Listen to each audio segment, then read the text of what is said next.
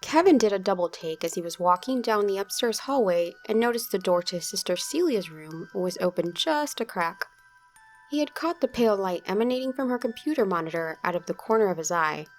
He quietly pushed the door open wider. He didn't see her sitting in her computer chair.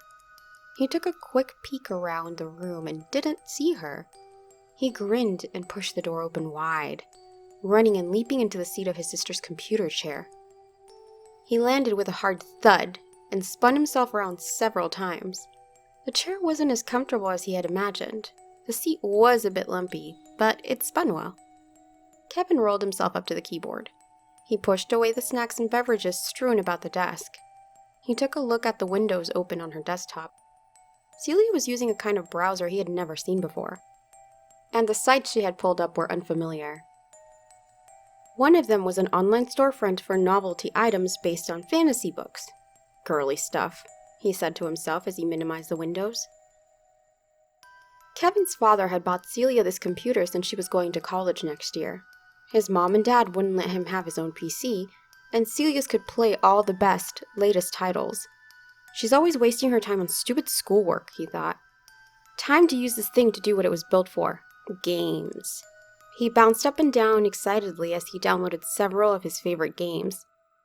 It truly was a golden age of gaming. So many games were free to play. Time flew by as he played round after round of Fortnite, his current obsession. Then, in the middle of one of his rounds, his mother walked by the door carrying a laundry basket. "Kevin!" she shouted, making him jump a foot in the air. "What are you doing in your sister's room? Did she say you could play on her computer?" Kevin's eyes never left the screen. "No, Mom. I just want to finish this one last round." His mother looked around the room. "Where is Celia anyway? I thought I saw her come up here." "She's not here. I haven't seen her," Kevin said flatly, then thought for a second. It really was odd that she wasn't here, leaving her door open and her computer on. "Well, if you see her, tell her to gather up her dirty clothes. That goes for you too, bud. Last game." After his in-game character was finally killed in the most embarrassing and terrible way, he spun the chair around and looked around Celia's room. It was a mess. Clothing all around the floor and bed, trash overflowing up from her garbage can.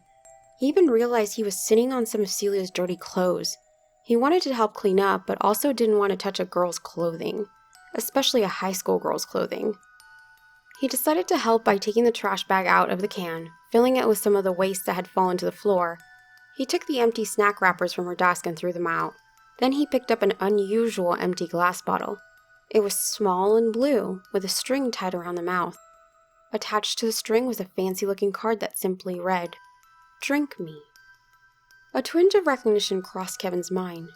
Where have I seen this before? He pulled up the browser his sister had open. It was already on a page dedicated to selling products based on Alice in Wonderland. He clicked on the Drink Me product page and read the description. The very same potion used by Alice to shrink down to a very small size, now available for a very small price.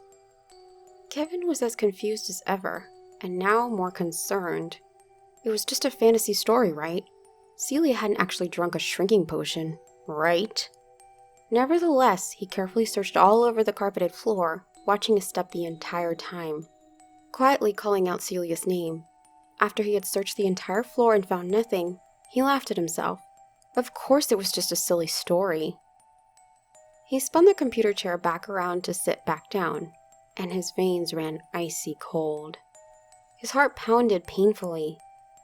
His hand shook uncontrollably as he reached toward the seat of the computer chair and peeled up Celia's blood-stained clothes. His shriek of unimaginable anguish echoed throughout the house.